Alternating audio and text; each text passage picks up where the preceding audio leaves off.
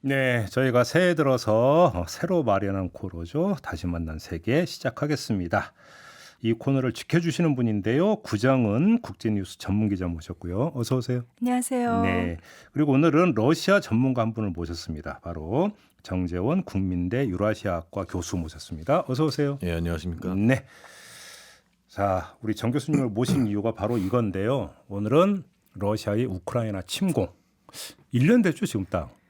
2월 24일이면 딱 1년이 됩니다. 아직 1년은 아직은 안 됐네. 거의 1년이라고 봐야 되는데 예. 뭐 이 그 침공에 대해서 여기서 뭐 자세히 짚고 싶은 부분은 없고 그 배면을 좀 짚고자 하는데 그래도 좀 거쳐갈 거면 좀 거쳐가야 될 것 같은데 지금 이 상황이 좀 어떻게 진행이 되고 있는 겁니까? 이게 저도 상황을 틈틈이 확인을 해보는데 전황이라고 할 거에서는 딱히 변하는 게 없어요. 거의. 뭐 이제 소강 국면이라고 봐야 되는 건가요? 그러니까 계속해서 치열하게 격전을 벌이고는 있는데 이제 러시아군이 장악한 지역이 보면 계속 동부와 남부의 일부 지역. 네. 그러니까 러시아 입장에서는 교착 상태이고 지금 유리할 게 전혀 없는 거예요.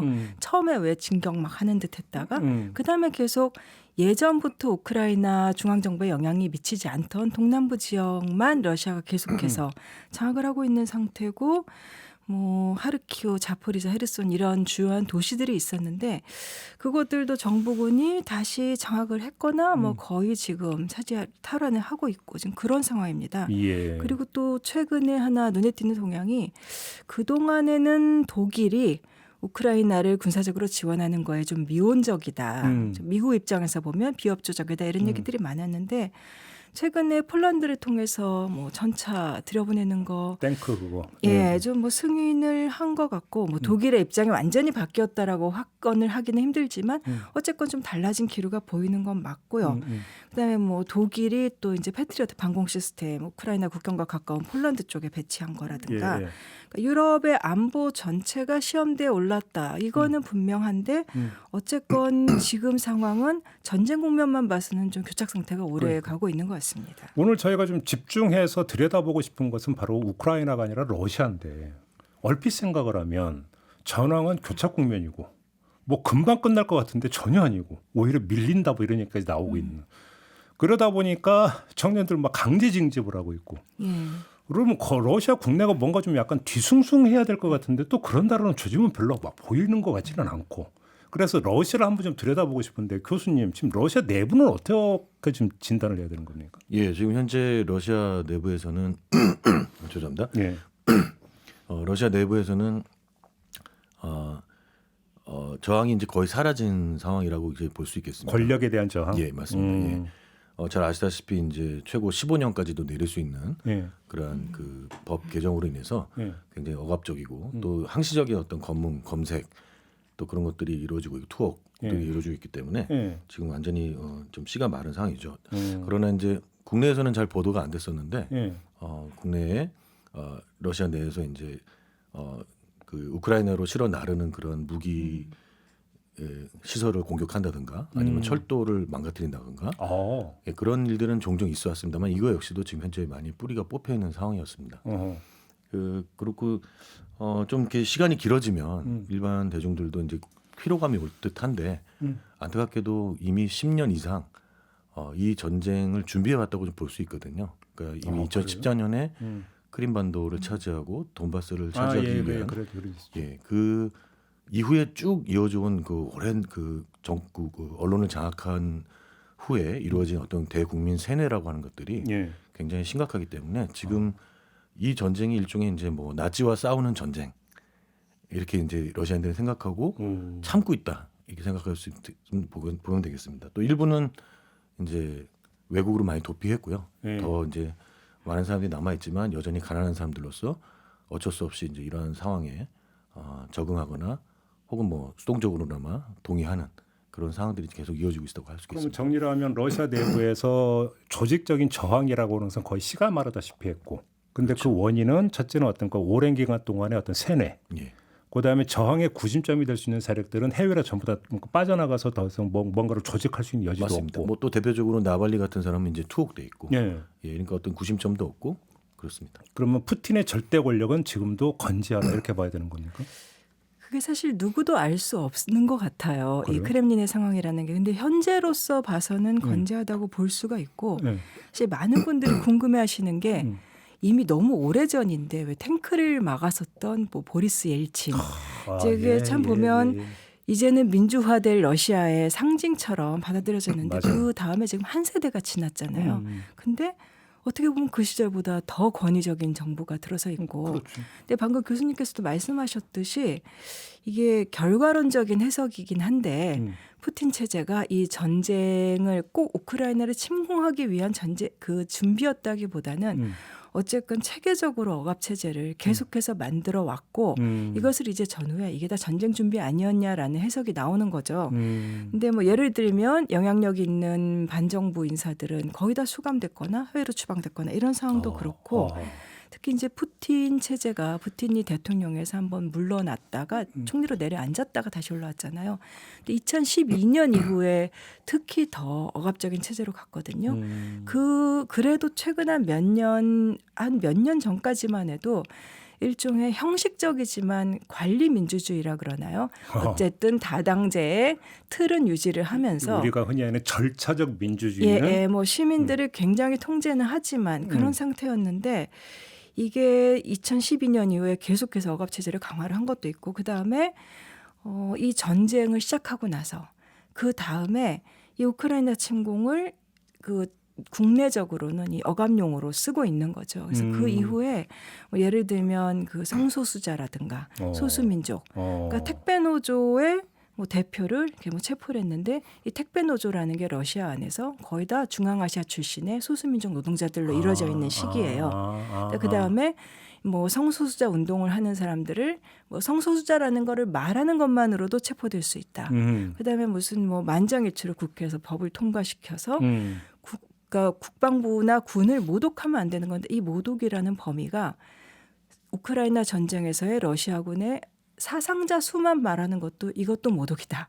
뭐 이런 식이라든가. 전쟁이란 표현도 안 쓴다면서. 예, 그래서 이제는 뭐 교사가 뭐 한마디 했다가 학생 신고로 붙잡혀가고 이렇게 전쟁 뒤에는 더더욱 억압 통치가 너무 심한 수준으로 지금 강화된 것 그게 같아요. 이제 우리로 치면 유신 시대 이른바 막걸리 방공법 비슷한 뭐 그런 저도 거죠. 사실 그 뉴스를 보면서 그 생각이 나더라고요. 그러니까 북한의 북자목관에도 그냥 조금 더 복중을 하자면 지금 말씀 잘 해주셨는데 사실 이제 우리가 조금 더 길게 봐야 됩니다. 이번 전쟁 2022년의 전쟁이 아니라 말씀하신 것처럼 억압 체제의 강화. 근데 이제 단순히 내적인 불만을 외적으로 돌리는 그런 정도가 넘어선 거죠. 네.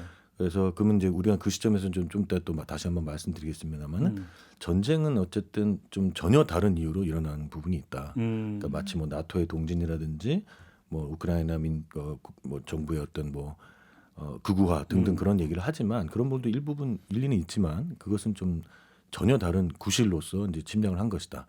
그래서 그 억압 체제를 좀 장기적으로 봐야 될 것 같습니다. 특히 이제 삼선을 부정 투표로 하고 나서는 그 이후부터 이제 대대적인 민중들의 저항이 있었고 그 과정 속에서 이제 이 시선을 바깥으로 돌리는데 단순히 시선을 돌리는 것이 아니라 다시 한번 얘기하지만 과거에 이제 정말 그 동안에 숨겨져 있던 이 흐름들, 제국주의적인 어떤 그 흐름, 식민주의적인 그런 흐름들이 그때부터 부활을 했다고 할 수 있겠죠. 쉽게 얘기하면 단순한 국내 독재를 넘어서 대외적인 침략으로까지 나가는 그런 과정을 우리는 지금까지 잘 모르고 있었던 거고 저 같은 지역 연구자들도 그런 부분에 대해서 좀 눈 감았던 것도 있는 것 같습니다. 왜냐하면 그러면 옛 러시아의 영광의 재현 뭐 이런 차원이라고 봐야 되는 거 우크라이나 침공은? 뭐 단순히 영광만은 아니겠지만 어쨌든 그렇죠. 그 지역의 여러 가지 뭐 좀 구체적으로 말씀드리면 뭐 드네프르 지역의 물 자원이라든지 또 자포로지에 같은 유럽 최대 원전이라든지 또 동부의 많은 공업 시설들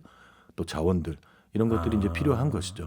그쪽에 그런 게 몰려 있습니까? 예, 맞습니다. 근데 이제 그런 것만은 아니겠지만 어쨌든 그런 부분들도 굉장히 중요하게 작용을 하고 있습니다. 그래서 국내에서 좀 오해가 있는 게 무슨 나토가 동쪽으로 사실은 확대하려는 계획 자체도 별로 없었고 우크라이나가 뭐 유럽연합과 나토에 가입을 하고 싶다라는 뜻을 밝힌 게 예전에 91년 뭐 이 무렵에 한번 있었고 그 다음에는 러시아가 하도 압박을 하니까 2014년에 크림반도와 그 교수님께서 말씀하신 그 공업지대, 그러니까 도네츠크라고 옛날에 불렀던 뭐 돈바스라는 지역, 이 지역을 러시아가 자꾸 장악을 하려고 하고 그 뒤에 사실은 우크라이나는 의회에서 상징적으로 나토 가입을 이야기한 그런 결의안을 낸 적은 있어요. 그렇지만 러시아의 압박이 더 강했던 거고, 그다음에 이 러시아가 무슨 어떤 미국의 음모라든가 나토의 어떤 욕심 때문에 그래서 뭐 그것 때문에 러시아가 반격으로 침공을 했다고 보기에는 러시아가 얘기하는 이 수사법,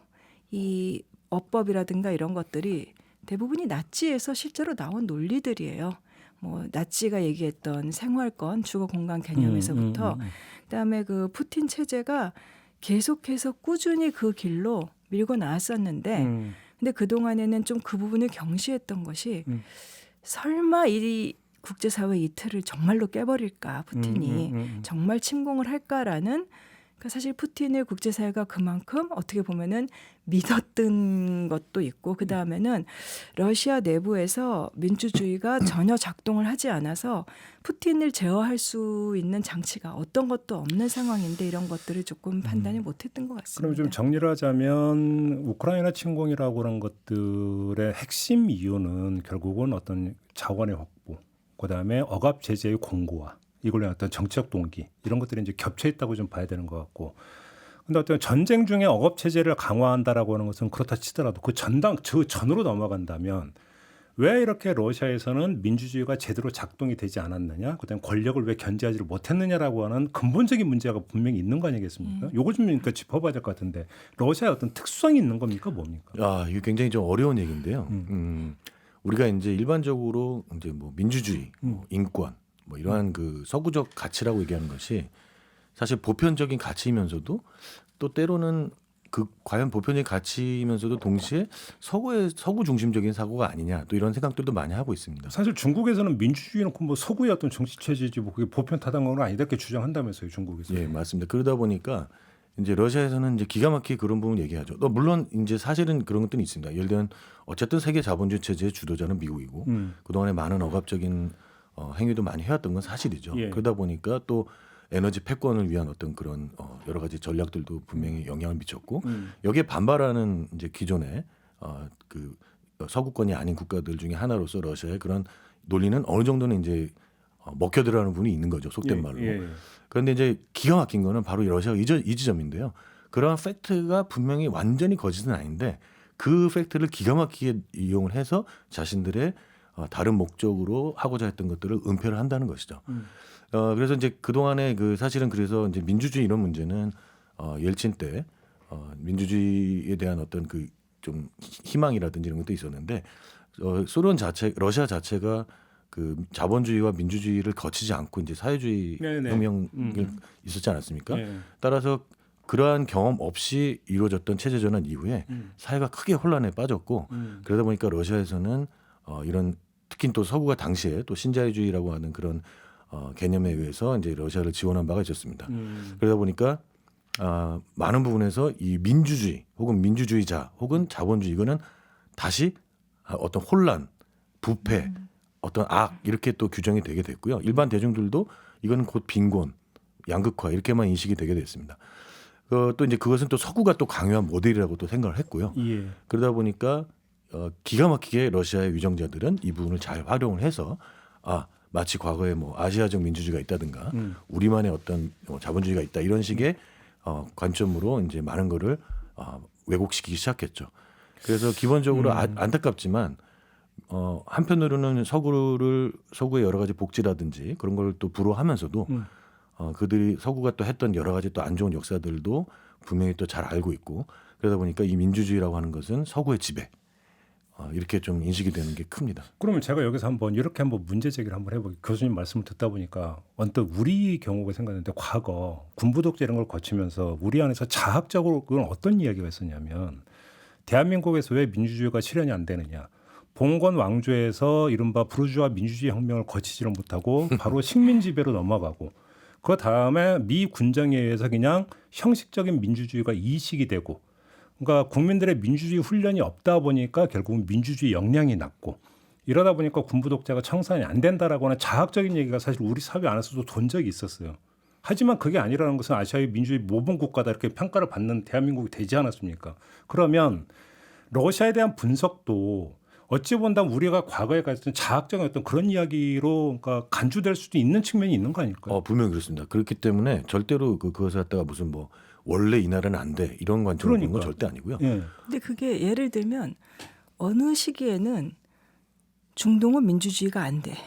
아프리카는 민주주의가 안 돼. 맞아요. 예. 아시아의 민주주의는 따로 있어. 그게 옛날에 싱가포르의 리콴유 총리가. 예. 근데 이렇게 보편적인 민주주의가 아니라 누구식 민주주의 이렇게 약간씩 민주주의를 제한해 두려고 하는 사람들은 언제나 보면 권위주의를 지지하는 사람들이죠. 그러니까, 예. 근데 그래서 러시아 같은 경우도 러시아는 민주주의가 안 돼. 원래 특수성이 있어라고 말할 수는 없지만 이제 교수님께서 지적하신 거는 이 냉전이 끝난 이후에도 계속해서 신자유주의적인 이런 경제 정책 때문에 경제가 무너지고 사실 그것을 러시아의 지도자들이 잘 이용했다라고 말씀을 하셨는데 정확하게 말하면 그거를 잘 이용한 지도자가 그냥 푸틴이 잘 이용했던 거죠. 지금 서구에 대한 네. 반감을 활용했다 이렇게 봐야 근데 되는 그것도 맞는 측면이 있고 음.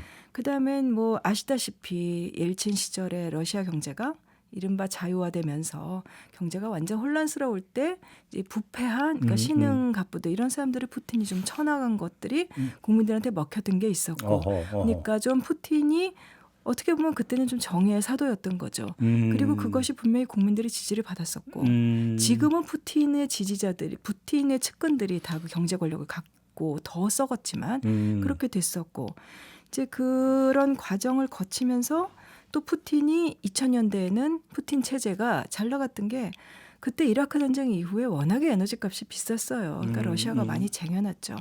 그래서 지금 보면 그러면은 러시아인들은 푸틴이 그렇게 강압적인 통치를 하고 전쟁을 일으키고 하는데도 가만히 있느냐. 그러니까 저항이 분쇄된 거는 한마디로 탄압을 워낙 강도 높게 해서 그런 거기도 한데 그럼에도 불구하고 아까 말씀하신 사보타주 같은 거 특히 이게 징병소 이런 거 공격하고 이런 게 뭐 러시아 전역에서 이번 우크라이나 침공 뒤에 특히 동원령 뒤에 많이 일어났고요. 그러니까 어떻게 보면은 가장 수동적일 수 있지만 가장 집단적인 대규모 저항이라고 하면 그게 바로 국외로 떠나는 거겠죠.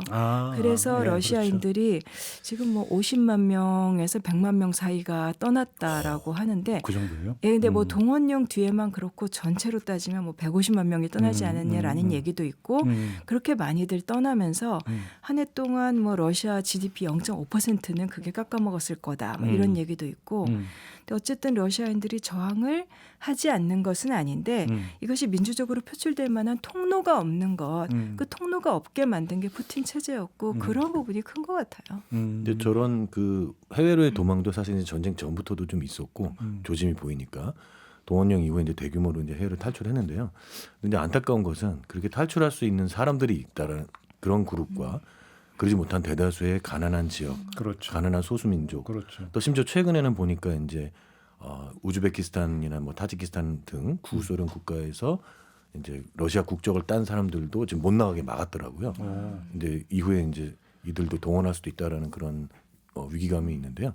이렇게 이제 어떤 초점들이 계속 떠날 수 있는 사람은 떠났다. 이것도 물론 저항이긴 하죠. 엄청난 저항이긴 한데 그들이 이제 그 동안에는 이제 그 개인적인 생각을 좀 들어보면, 그러니까 이 푸틴의 전쟁 자체를 반대하는 게 아니라 내가 동원돼서 안 되겠다 그런 것도 있습니다. 사실은. 그러나 어쨌든 크게 보면 이것도 거대한 저항이고요. 소극적이지만 또 안타까운 것은 남아 있는 사람들이 가끔 보면 이제 기꺼이 징병에 응하는데 보면 이제 돈을 주기로 했기 때문에 그걸 믿고 가난하니까 그렇게 많이 동원이 되는 것, 그런 모습들도 이 현재 러시아 사회가 갖고 있는 어떤 그 참혹함을 좀 보여주는 게 아닌가. 그러면 러시아 국민들의 머릿속에 새겨져 있는 푸틴에 대한 상이 한편으로는 독재자라는 상도 있지만 또 한편으로는 국가재건의 지도자다라는 상도 같이 지금 병존하고 있다고 봐야 되는 건가요? 그게 예전에는 긍정적인 것이 분명히 강했던 건 맞아요. 예를 들면 푸틴 일기 이때는 지지율이 뭐 80%가 넘는다.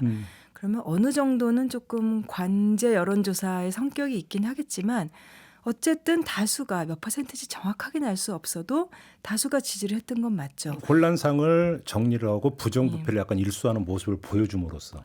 예, 근데 최근에는 사실 잘 모르겠어요. 어느 정도나 저 여론조사의 수치가 진짜인지. 근데 뭐 전쟁에 대해서 묻는 조사에서도 다수는 지지를 한다, 우크라이나 침공을. 근데 그 중에는 진짜로 그 푸틴 체제가의 선전에 넘어가서 정말로 맞다고 생각하는 사람들도 있을 거고 또 일부는 응답을 그냥 정부가 원하는 대로 응답을 해주는 사람도 있을 거고 이 정확한 퍼센테이지는 알 수 없지만 네, 일단 러시아가 작년에 침공 뒤에 국제적으로 많이 고립이 됐는데 네. 경제가 수치만 보면은 어느 정도 푸틴 입장에서는 선방은 했어요. 그러니까요. 그러니까 예를 들면 뭐 그 GDP가 러시아가 뭐 침공 때문에 8% 10%포인트 줄어들지 않겠느냐. 근데 실제로는 3-4% 정도? 근데 그게 푸틴이 선방했다고 하지만 러시아 국민들 입장에서 보면 경제가 3-4%는 성장할 수 있을 거라고 봤는데 그러면 한 5-6% 이상이 국민들 입장에서는 손해를 본 거예요. 마이너스가 됐으니까. 근데 어쨌든 수치로 봐서는 경제가 괜찮긴 한데 그러니까 국민들이 직접 당장 반발이 터져 나오지는 않아요. 근데 지금 보면 그 수치가 뭐 예를 들면 산업 생산이 줄어들지 않았다고 하는데 실제로는 이 무기 생산, 이 군사비 지출을 전부 다 거기 집어넣어서 그런 거고 자동차 생산은 절반이 떨어졌다 이렇게 되고 그다음에 에너지 값이 작년에 전쟁 여파로 올라갔기 때문에 에너지로 인한 수입이 러시아가 조금 늘었다라고 하지만 그게 작년 상반기까지는 그랬는데 하반기에는 거의 제로가 됐고 그다음에 러시아가 기름을 뭐 중국이나 인도나 터키 같은 데는 지금 완전 덤핑 판매를 하고 있어요. 네. 예, 그래서 뭐 거의 그 유럽에서 팔리는 브렌트 반값, 지금 반값 기름 이러고 있는 수준인데. 예. 중국은 좋은 거네.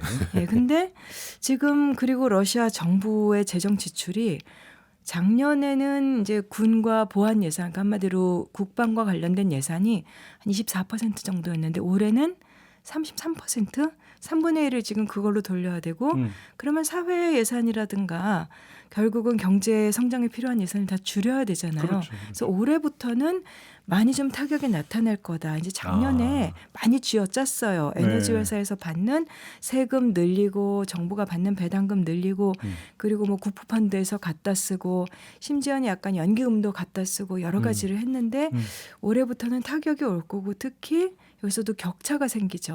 대도시가 아니라 아까 그 떠날 수 있는 사람과 없는 사람의 차이를 말씀하셨는데 이게 국민들 입장에서는 직접적인 나의 생명과 관련된 문제로 받아들여질 거고 경제적으로도 이제 중앙 러시아 지역이라든가 이렇게 낙후된 지역들은 예산 줄어들고 하면은 정말 빈곤해지고 그래서 일부 지역에서는 군인들한테 줄 장비라든가 이것도 못해서 징집을 해놓고 자원봉사자로 하자 뭐 이렇게 해서 돈은 내고 군대에 와라 이런 경우들까지 생기고 있다고 하더라고요. 이건 어때요? 저희가 그 우크라이나 침공 그 초기 국면에서 인터뷰를 여러 번 했는데 그건 한 언론이라고 인터뷰를 했는데 이 언론이 이제 자기 경험담을 이야기하더라고요. 그래서 이제 침공 후에 이제 러시아 언론이라고 이제 대화 나눈 걸 이야기하는데 세상 돌아가는 물정, 특히 세계 물정에 밝은 러시아 언론인까지 침공을 정당화하더라. 그러면서 우크라이나를 욕하더라. 그런 경험담을 지금 바로 이 자리에서 저희 인터뷰에서 이야기한 적이 있었거든요. 근데 그 기자의 어떤 러시아 기자의 어떤 이런 것들도 아까 잠깐 얘기했던 세뇌의 결과라고 봐야 되는 거지. 어느 정도로까지 그러면 이 우크라이나에 대한 상을 갖고 있는 거지. 이게 궁금한데요. 저도 지금 전쟁 이후에 거의 매일 여러 그 채널들 통해서 러시아 언론, 우크라이나 언론 등을 체크를 하고 있는데요. 한마디로 말씀드리면 아주 간단히 말씀드리면 글쎄요 왜 근본적으로 정말로 모든 걸 세뇌당해서 속는 건지 아니면은 스스로 나서서 프로파간다로 외치는지 모르겠지만 좀 충격적인 수준으로 지금 가고 있습니다. 그래서 제가 보통 이거를 이제 거의 나치즘화, 국가 파시즘화 이런 얘기 표현을 쓰는데 그 선봉에 지금 언론이 서 있다고 보고 러시아 언론이 그렇습니다. 그래서 굉장히 충격적인데요. 전쟁 개점 초부터 이 전쟁에 대한 어떤 왜곡뿐만 아니라 이제는 나아가서 이제 대놓고 그 방송 프로그램에서 이제 언론인뿐만 아니라 전문가들, 정치인들뿐만 아니라 학자들 모아놓고 이제 우크라이나에 대해서 이제 거의 없애버려야 된다. 심지어는 한 방송에서는 우크라이나 아이들 다 익사시키고 불태워 죽여야 된다 했다. 그분은 이제 방송에서 그렇게까지 그건 좀 극단적인 케이스지만 거의 매일 그런 방송이 나옵니다. 근데 문제는 다 페이크 뉴스고 그런 걸로 얘기를 하고 또 지금은 가령 미국의 핵 공격을 해야 된다는 등 그런 걸 언론인들이 나서서 하고 있습니다. 이 뒤에는 이제 좀 더 중요한 부분은 이제 푸틴 개인이 아니라 사실 이 푸틴 체제를 밀고 나가는 무시무시한 세력들이 있죠. 특히 이제 이데올로기 그룹이라고 해서 최근에 이제 많은 뭐 소위 유라시아주의를 내걸면서 사실상 이제 제국주의나 침략 식민주의를 내거는 사람들인데요. 이런 집단들이 이제 말하자면 총체적으로 이제 카르텔을 형성을 해서 특히 언론에서 그러한 무시무시한 방송들을 내보내고 있습니다. 가령 또 뭐 전쟁 초기에는 뭐 우크라이나에 이제 핵시설이나 생화학 무기 시설이 있어서 뭐 그 기러기에다가 이 장착을 해서 러시아에 날려보낸다. 뭐 모기를 양성해서 모기를 날려보낸다. 뭐 정말 온갖 그 모기까지 나왔어요. 예, 그러니까 각종 그런 생화학적인 어떤 그런 거를 러시아로 날려보낸다는 등 그래서 그런 정말 그 우리가 생각할 때 황당무계한 그런 것도 굉장히 많이 있었습니다. 그러니까 지금은 이제 언론이라고 전혀 할 수 없고요. 아까 그 결과론적인 해석이지만 푸틴이 전쟁을 준비하고 계속해서 억압적인 이런 걸 강화해왔 게 아니냐라는 네. 말씀을 드렸었는데 그 대표적인 게 바로 러시아의 언론을 장악한 거죠. 그래서 저는 기억이 나는 게 2010년대 중반이었던 것 같은데 예전부터 그 리아 노보스티였나요? 그 러시아의 공산당에 소련 시절부터 있었던 유서 깊은 언론이 있었는데 어느 날 갑자기 그 언론사의 웹사이트에 톱 기사가 뭐였냐면 오늘부터 우리는 없다. 예, 기사가 제목이고요. 푸틴이 대통령령으로 전날 리아 노보스틴 없앤다, 없애고 이름은 남겨두는데 파산시키고 다른 체제로 간다. 그래서 그 기자들이 그리고 다음날 바로 그게 발효가 되는 거예요.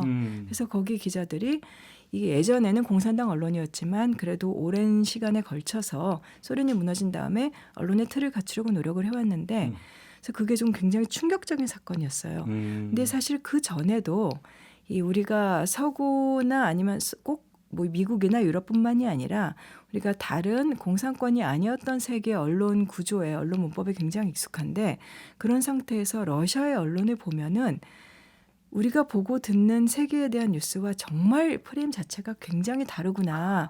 그러니까 보는 세계, 중시하는 지역, 다루는 나라 자체가 달라서 아 이게 70년 동안 그렇게 체제가 달랐다는 게 웬만한큼의 차이가 아니라 정말 근본적인 시각의 차이가 존재하는구나를 많이 저는 느꼈었거든요. 그런데 그게 2010년대 중반부터 푸틴이 점점 더 권위주의로 가면서는 아 이제부터는 거의 뭐 이거는 돌이킬 수 없는 수준으로 러시아 내에서도 분명히 제대로 된 언론들이 있고 그랬는데 많이 뭐 언론인을 뭐 백주대로에 뭐 살해하기도 하고 이런 일도 있었고 아무튼 언론을 거의 장악을 했고 근데 그것이 그러니까 흔히 우리가 생각하는 뭐 진보 언론, 보수 언론 이런 수준의 문제가 아니라 그냥 가짜 뉴스를 퍼뜨리는 이런 이데올로기 이런 사람을 갖다가 언론의 재단을 만들어서 거기에다 우두머리를 앉히고 그 재단에서 언론사들을 장악하고 그 언론사들이 유럽이나 미국의 지사를 만들어서 각국에서 이제 민주주의를 깨뜨리는 가짜 뉴스를 퍼뜨리고 이게 아주 체계화되어 있는 거예요. 그러니까 러시아의 언론인이 지금 어떤 말을 했다 우크라이나 침공에 대해서 뭐 역사적으로 우크라이나는 러시아의 민족의 일부분일 뿐이다라든가 뭐 여러 그런 생각을 갖고 있었을 수도 있고 아니면 그냥 정보의 선전을 나파수처럼 반복하는 것도 있고 여러 가지 편차가 있겠지만 어쨌건 지금 러시아에서 그런 것을 대놓고 비판할 수 있는 언론은 거의 없다고 보시면 될 것 같아요. 결국 국민 세뇌 이야기가 나면 언론이 빠질 수가 없는 이 현상이 지금 러시아에서 확인이 되는 건데 또 하나 이제 우리 그 침공하기 직전에 막 이제 침공이 뭐 거의 뭐 임박했다 이럴 때 제가 인터뷰했던 게 기억이 나는데 외대에 계신 교수님 한 분하고 인터뷰를 할 때 좀 무식해가지고 아니 러시아하고 우크라이나는 거의 한 몸 아닌가 저는 그렇게 생각하고 있었거든요. 같은 슬라브족이고 같은 언어도 쓰고 있는 거고 형제국 아니냐 뭐 물론 이렇게까지는 인터뷰를 안 했는데 또 저 혼났어요. 그래서 언어도 다르고 엄연히 다른 나라다 이 말씀을 하시더라고요. 러시아에게 우크라이나는 어떤 존재인 거예요? 이것도 굉장히 길게 얘기해야 되는데요. 쉽지 않습니다. 러시아 입장에서는 아까 말씀하신 것처럼 큰 차이가 없는 민족으로 계속 얘기해 왔는데 러시아에서는. 근데 이제 우크라이나 자신들이 그렇게 얘기하는 게 아니라 그냥 객관적인 물론 이것도 여전히 역사와 관련된 논쟁이 있지만 객관적으로 그러니까 이게 언제부터인지는 중요하지 않고 언제부턴가는 갈라지기 시작했습니다. 그러니까 달라지기 시작했죠. 키예프 루시라고 하는 공통의 역사를 갖고 있지만 몽골 지배를 받았느냐 안 받았느냐 차이도 있고 또 여러 가지 이 역사적 과정 거치면서 분명히 언젠가부터는 달라졌습니다. 근데 이게 되게 중요한 게 뭐냐면 이게 우리가 마치 잘못 생각하면은 오직 그것은 어떤 과거의 어떤 서구가 만든 이렇게 민족주의적 틀 속에서 막 억지로 만들어낸 거 아니냐 혹은 뭐 레닌이 그렇게 해준 게 아니냐 그렇게 생각할 수 있는데 국경은 달라질 수 있습니다만은 그 영역은 그 민족은 어찌되었든 국가가 탄생하기 전에 어느 정도 이상은 달라지기 시작했기 때문에 제가 봤을 때는 우크라이나가 어느 정도 독자성은 분명히 있습니다. 다만 그 독자적인 국가를 형성했던 기간이 좀 짧고 그다음에 이제 러시아 제국에 이제 편입이 되면서 많이 달랐지만 되게 충격적인 것은 이미 1600년, 700년 이때부터 러시아에서 수차례 정말 한 열 몇 차례 이상 우크라이나어 금지를 시켰었어요. 아 그런 적 있어요? 예. 계속됐습니다. 표토르 대제 때도 그랬고 뭐 그래서 오. 그런 걸 보면 아 이거는 이미 뭔가 좀 언어만이 문제는 아니지만 많이 달라졌다라는 거 우리가 볼 수 있고 또 그 외에 이제 그 1900 이제 소련 시기에 들어가서 홀로도모르라고 해서 이제 우크라이나에서 대규모 이제 기근 사태도 있었고 그런 모든 과정 거치면서 결국은 이제 러시아인들과 많이 달라지게 됐습니다.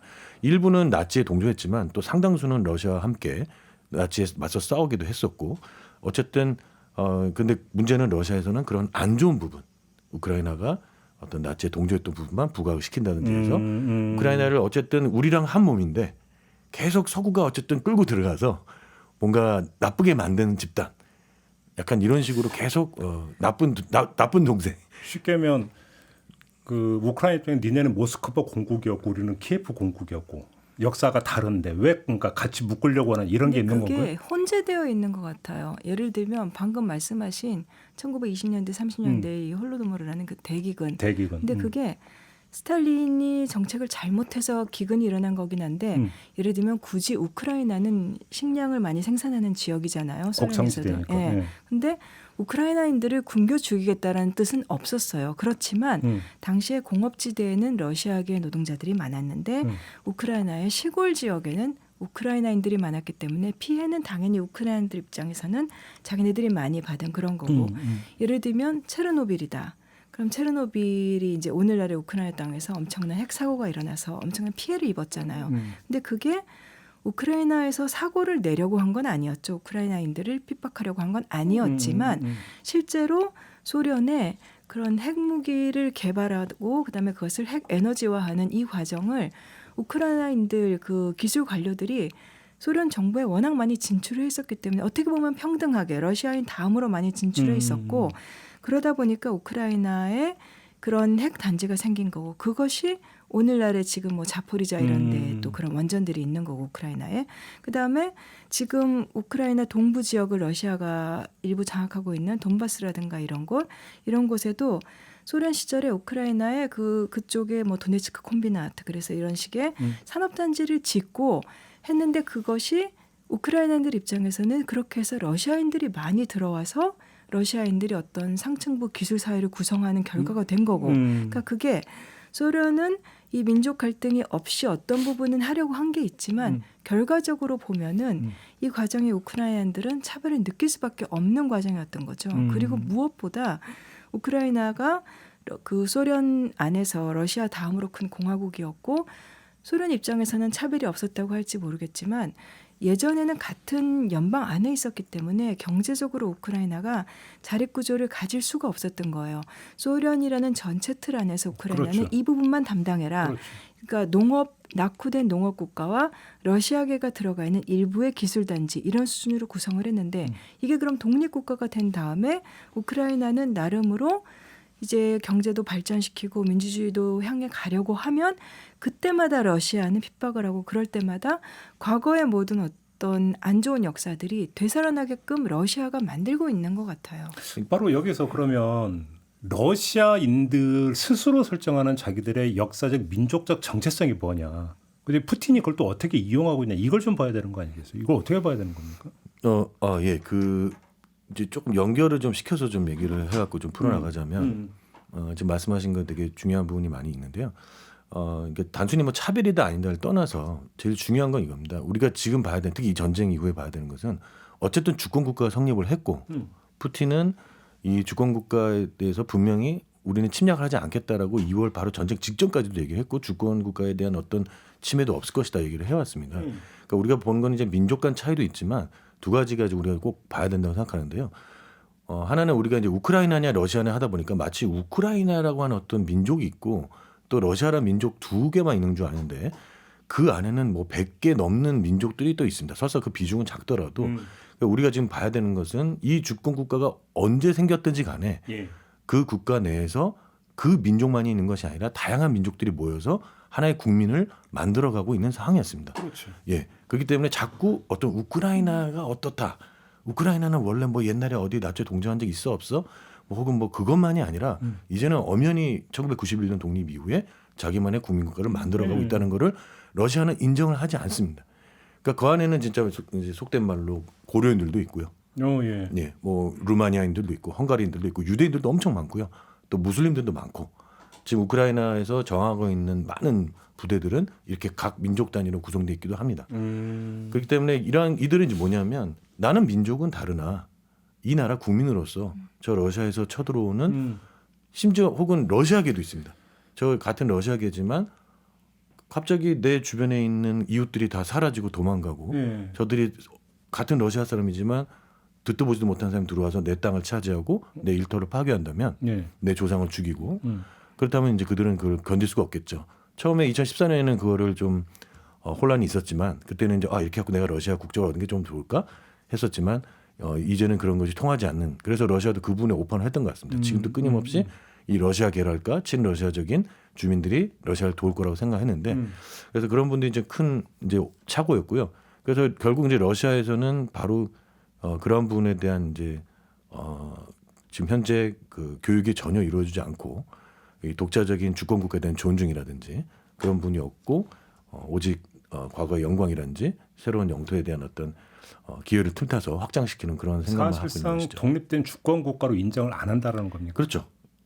예, 바로 그 부분입니다. 그냥 끊임없이 얘기를 하죠. 역사적으로 어쨌든 같은 민족이다 하는 거 좋고 뭐 예전에 우리는 형제다 하는 건 좋은데 어찌되었든 아까도 말씀드린 언제부턴지 갈라지기 시작했고 엄연한 독립국가로 존재를 하는데도 그분은 인정을 하지 않는 것이죠. 떨어져 나간 배신 때리는 집단 뭐 이렇게 보고 있는 겁니다. 배신 그 러시아 입장에서는 물론 뭐 그렇게 볼 수는 있겠지만 이제 우크라이나 입장에서는 우리가 흔히 얘기할 때 이 우크라이나 입장에서는 보면은 그러한 이 과거의 그 소련이라고 하는 그런 존재가 스탈린 이후에 그런 현실 사회주의가 자신 우크라이나뿐만 아니라 이 중동부 유럽에 있는 많은 국가들한테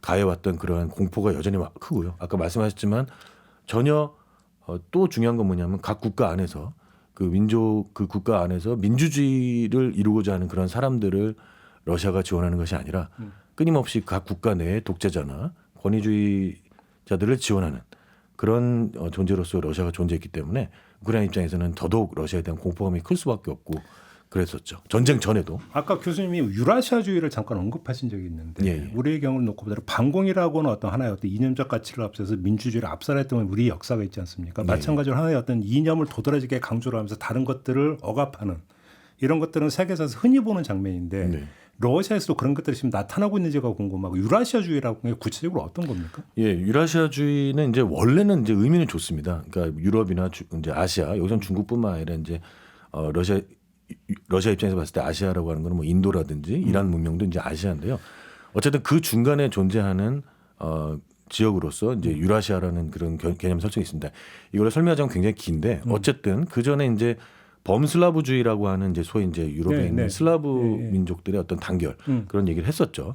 당시에 이제 서구에 뭐 맞서서 그런 그런 운동을 만들었습니다만은 사실상 그것이 이제 러시아 대국주의 사실 러시아 입장에서의 이제 그런 슬라브주의였고 그것이 이제 파탄이 일은 다음에는 결국 이제 다시 한번 눈을 돌려서 이 러시아가 차지하고 있는 지정학적으로 지리학적으로 차지하고 있는 그 특수성을 이제 많이 이용을 해서 쉽게 얘기하면 아시아와 유럽의 문명이 아닌 그 외에 러시아만의 독특한 문명이 존재한다라는 게 바로 핵심입니다. 다만 그것을 러시아만의 문명이 아니라 이 유라시아 전체가 우리를 대표한다. 그래서 보통 또 그 지역에 위치하고 있는 카자흐 사람들하고도 서로 논쟁하고 그런 적이 있었어요. 유라시아 지금 우리 거다. 어쨌든 중요한 것은 어쨌든 서구 문명에 뭔가 서구 문명이 분명히 갖고 있는 장점도 있지만 여러 가지 문제점들을 제시하면서 나온 건 있습니다. 그것이 여러 가지가 있습니다만 지금 시간이 많지 않으니까 짧게 얘기하겠습니다만은 그래서 얼핏 보면은 이제 넓은 의미에서 보면 서구 패권 혹은 뭐 서구식 민주주의의 강요 혹은 서구식 자본주의 강요에 반대하는 이념으로서 많이 각광받았던 게 사실인데 문제는 그것이 이제 알렉산드르 두긴이라고 하는 이제 대표적 유명한 사람이 있는데요. 그 사람이 예, 예. 문제는 이 유라시아라고 하는 게 그런 좋은 관점들이 있었지만은 결국은 이제 이것이 사실 순수하게 이데올로기라는 건 존재하지 않잖아요. 예. 결국 정치적인 것과 연관이 되면서 그렇죠. 이 지금 푸틴을 비롯한 이 소위 이제 권위주의 이 세력들이 자신들의 이제 일종의 지배 이데올로기로서 삼았습니다.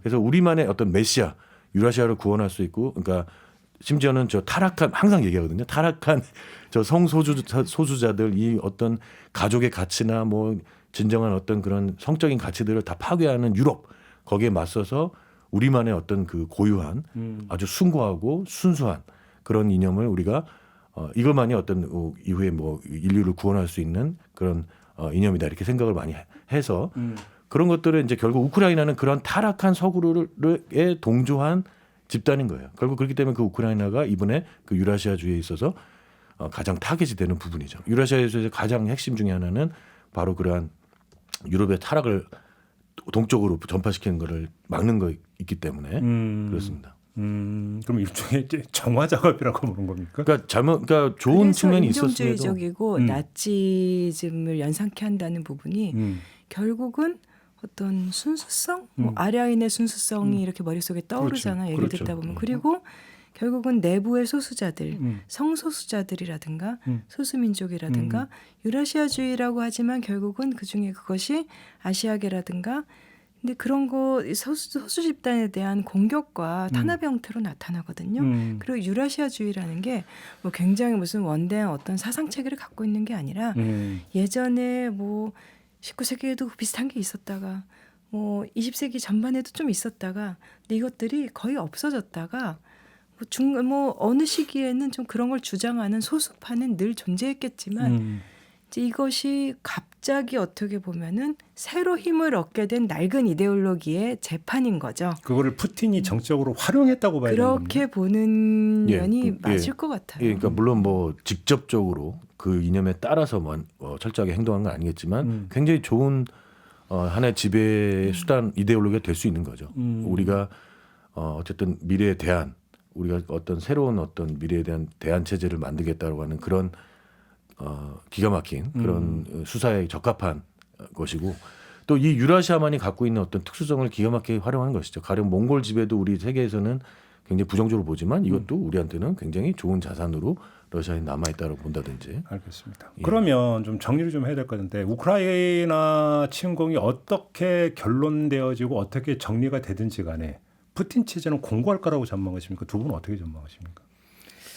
일단 전쟁은 뭐 봄 공세를 할 것이다. 이 언제나 과거의 전쟁으로 봤을 때도 그렇듯이 뭐 이런 얘기도 있고 그리고 지금 우크라이나가 굉장히 유리하게 어떻게 보면은 그 크림반도 동쪽에 그 아조프해라고 불리는 곳이 있는데 그쪽까지 나가게 되면은 전쟁에서 우크라이나 이기지 않겠느냐 뭐 이런 얘기도 있고 여러 가지 시나리오가 있지만 뭐 내년 이맘때가 되어도 교착 상태가 계속되어 있지 않을까라는 계속된다? 우울한 전망도 딱 많이 나오기는 아이고, 해요. 예. 근데 또 내년에는 이제 형식적이긴 하지만 어쨌든 러시아에 대선이 있어요. 내년에는 이제 뭐 아마 푸틴이 뭐 말을 안 하지만 당연히 또 나오려고 하겠죠. 큰 변수만 없다면. 그렇죠. 근데 이 결국 모든 열쇠가 러시아 내부에 있다 이런 분석들도 많아요. 그러니까 우크라이나는 어쨌든 결사항전 태세에서 절대 물러나지 않고 있고 또 예상 외로 회복력을 보이고 있는 반면에 러시아는 아직은 티가 안 나지만 물적인적으로 비용을 굉장히 크게 치르고 있고 만약에 러시아의 정치 엘리트들이 푸틴의 이 전쟁에 더 이상 헌신을 하려 하지 않는 시점이 온다면 그때는 푸틴 체제가 흔들릴 수도 있는 거고 아니면 푸틴이 등 떠밀려서라도 어떻게든 빨리 협상으로 가서 이 전쟁을 끝내려고 할 수도 있는 건데 일단 이 전쟁에서 러시아가 정확하게 목표가 뭐냐 러시아가 얻으려고 하는 게 뭐냐 그러니까. 승리라는 게 대체 러시아인들한테 어떤 의미냐를 푸틴 체제가 국민들이 지금 크게 저항은 하지 않고 있다고 해도 그것을 국민들한테 보여주는 데는 실패했다고 생각해요, 저는. 근데 그렇다면은 아직까지는 국민들이 크게 동요하는 것 같지 않지만 어느 시점에 가서는 어떤 식으로 동요가 일어나게 될지 알 수 없는 거고 그게 예를 들면 동원령에 맞서서 그냥 소극적으로 떠나는 식으로만 계속해서 이어질지 아니면 반발이 일어나고 그 기득권 엘리트들 사이에서도 반발이 일어날지 그러니까 앞날은 정말 알 수 없는 것 같아요. 또 그것이 전쟁에서의 상황과 전환과 연동이 되어 있을 거고 그래서 뭐 단기간 안에 어떤 격변이 일어날 거다라고 예측하기는 사실 지금 힘들긴 하지만 격변, 예. 언제나 모든 가능성은 열려 있는 것 같습니다. 그러게요. 교수님 어떻게 전망하세요? 예, 거의 뭐 비슷한 생각인데요. 아까 말씀하셨다시피 러시아에서의 상황에 따라서 많은 게 변할 것 같습니다. 다행인지 불행인지 어쨌든 유럽에서는 따뜻한 겨울을 보내고 있고 지금 좀 약간 승기를 잡았다고 생각을 하는지 무기를 더 제공하는 식으로 지금 나오고 있지 않습니까? 네. 그래서 결국 이제 러시아의 내부의 문제일 텐데요. 다만 이제 우리가 생각하듯이 쉽게 러시아 정치 엘리트들이 푸틴의 완전히 반기를 들 수는 있지만 그것이 어떤 쿠데타라든지 어떤 그런 형태로 나오기는 힘들 것 같습니다. 따라서 이제 또 하나는 러시아인들이 어쨌든 러시아인들이 이러한 어려움을 버티는데 상당히 익숙한 사람들입니다. 따라서 예. 그 수동적이기도 하고 그래서 쉽지는 않은데요. 다만 이제 그래서 조금 전황적으로만 보면 지금 이 전선에서 교착 구면이 거의 하나의 새로운 국경으로 굳어질 가능성이 현실적으로 제일 높아 보이긴 합니다. 러시아에서는 지금 훈련을 하고 있는 그동안에 훈련했던 그 군인들을 거의 쏟아붓고 있고 또 프리고진으로 상징되는 바그너 용병 그룹이 예. 흉악범들까지 많이 충원을 해서 지금 거의 뭐 동부 전선에 집중을 하고 있지 않습니까? 그래서 제가 봤을 때는 이러한 형태 결단코 러시아 입장에서도 이 땅을 뺏기면서 끝내지는 않을 것 같습니다. 아주 더 극단적인 상황이 나오지 않는 한 또 하나는 러시아 내부에서 이렇게 프리고진과 같은 그런 군부도 아닌 독특한 군사적인 어떤 배경을 가진 집단들이 지금 크게 영향력을 강화하고 있거든요. 그래서 설사 푸틴 체제가 무너진다고 하더라도 그것이 반드시 좋은 쪽으로 갈지는 장담하기가 어려운 부분이 있습니다. 그래서 제가 봤을 때는 어떻게 보면 이 러시아가 이 전쟁을 왜 했냐고 했는데 결국은 다시 한번 말씀드리지만 이 땅을 차지하기 위한 것이거든요. 그래서 그 땅을 차지하는데 어떤 형태의 희생을 치르든지 만약 그 땅을 얻었다면 결국은 푸틴뿐만 아니라 많은 사람들이 자신들의 이 전쟁의 성과로 가져갈 것은 분명합니다. 따라서 너무 안타깝지만 우크라이나는 지금 빼앗긴 땅을 수복하는 거거든요. 어떤 러시아를 침략하는 게 아닙니다. 빼앗긴 땅을 수복하는 게 그게 승리인 셈인데 네. 그 승리조차도 사실 현실적으로는 조금 더 땅을 가져간 형태, 그러니까 다시 회복한 형태로 끝나지 않을까 하는 그런 안타까움이 조금 있습니다. 결국 우크라이나 동부 지역이 그 한반도로 치면 철이 삼각지 비슷한 이런 그 상황이 되면서 거기서 일진일퇴가 계속 되풀이되는. 그렇고 또 휴전 혁신 협상 같은 거 비슷한다면 마치 이제 우리 휴전선 같은 그러니까요. 그런 역할로 이제 되겠죠. 그렇게 다만 이제 전황을 거기에 가둬놓은 상태에서 푸틴은 정치적으로 계속 그걸 또 활용하려고 할 가능성도 얼마든지 맞습니다. 있는 예. 거고. 알겠습니다. 러시아에서 그러니까 뭔가 어떤 그 아주 근본적이고 거대한 변화가 발생할 가능성 그렇게 높아 보이지는 않는다라고 하는 것은 두 분의 공통된 지금 진단이고 전망인 것 같고요. 알겠습니다. 자, 오늘 다시 만난 세계는 이렇게 러시아를 한번 좀 해부해보는 시간으로 좀 꾸며봤고요. 며칠 있으면 또 그러니까 우크라이나 침공 1주년이 되기 때문에 그때 좀 기회가 된다면 다시 한번 좀 짚어보는 걸로 하고 오늘은 이렇게 마무리를 하도록 하겠습니다. 두 분 말씀 잘 들었고요. 저도 함께 물러가겠습니다. 고맙습니다. 감사합니다.